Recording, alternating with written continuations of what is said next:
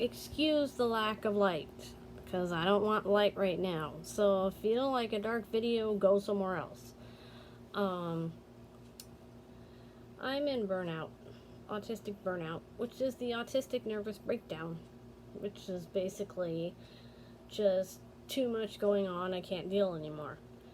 And so I've been in my room, mostly in bed, in the dark, since like last Thursday. So, last Tuesday on the 6th, August 6th, 2019, I had an extremely violent self-injurious meltdown in the shower. I protected my head, thankfully, but every other part of me got bruised and beaten up, and just, I look like I got out of a fight. And I'm not going to show you the bruises because I tried to, I tried to, and then I deleted the video and started over because it just, I'm not going to turn my light on to show you the bruising. It's just, screw it. I don't care. But I went to Dr. F today because I needed to see her. So, and I told her I really suck at forgiving myself, and she's like, well, have you been trying? And I'm like, yeah, but there's just so much going on. I'm not going to go into it all, but my dad has some home health people to come in for a little while, but of course he's not doing any of his therapy exercises or his occupational therapy, like, exercises, none of it, because that's my dad. If it's hard, he won't do it. So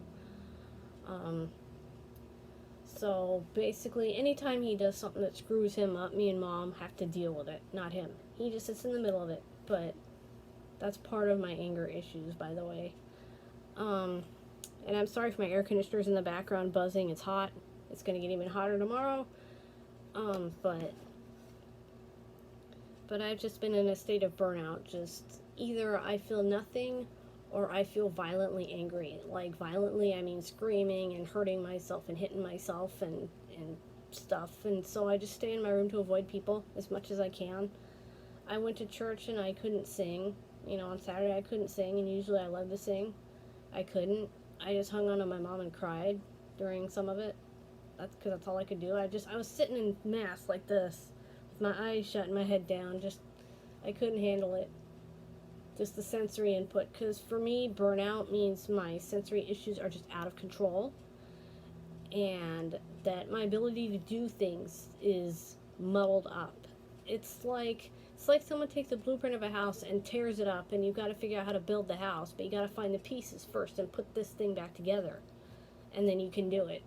So that's kind of how it works. Imagine having to think of how to use the toilet. You take your pants down, you sit, you go to the bathroom. If you have certain parts, you wipe. And if you don't sit to go pee, well, you shake. And then you put everything away, you pull your pants up, pull your underwear up, whatever you're wearing, and you flush the toilet and you wash your hands. You don't even think about doing that, right? I have to think through that process. I have to think through the process of using a toilet. I have to think through a process of unscrewing a water bottle to take a drink. I have to think through the process of moving food to my mouth. I have to think of those things, like the steps, one by one by one by one, and it's hard.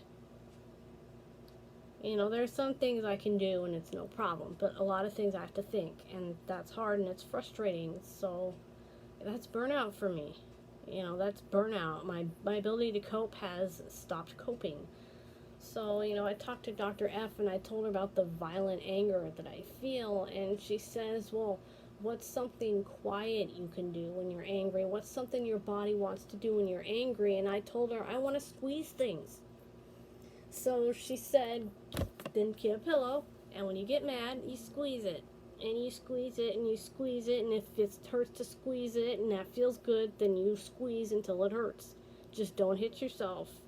And don't yell at people if you can help it. Sometimes I need to yell, and but she's like, if you can squeeze something, get it out that way, do that, because it's safer for you and it's safer for the people around you, and it's also safer for the home health people who, if they hear you say one of your scary things, they're not going to know that you're just talking to talk, and they might report you. And and so she's thinking of everything, where I'm only thinking in a very narrow view, and she was thinking broad, which I needed, because because I knew that I was really messed up, and she helped me bring some order to that chaos.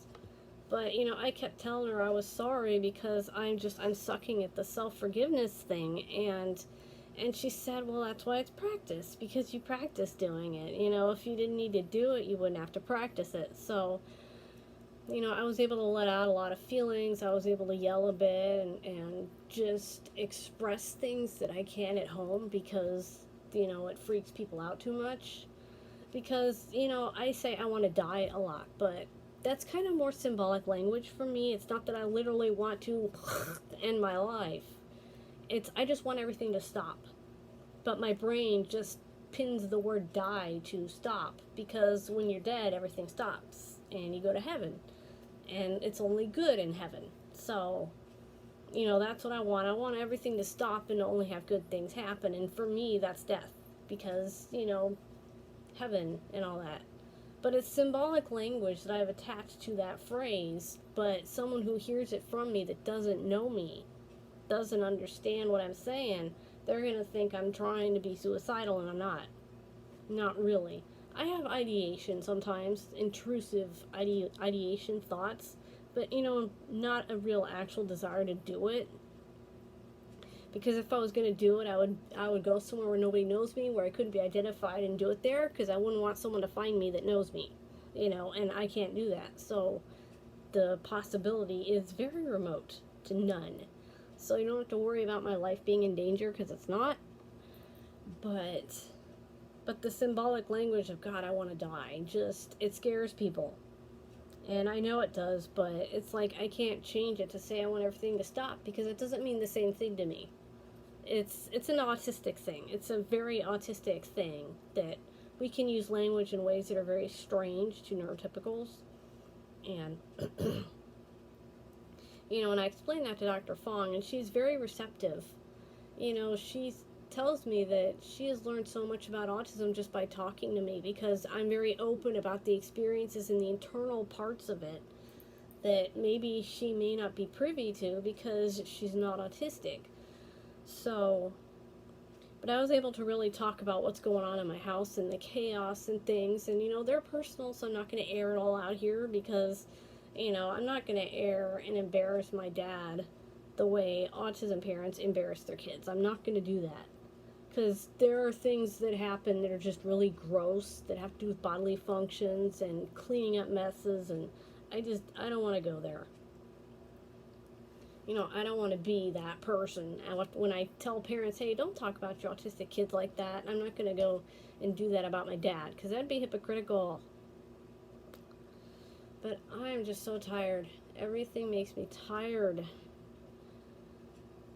Everything is exhausting. I'm going to lay down as soon as I'm done with this. And on Thursday, I couldn't eat until I got dinner.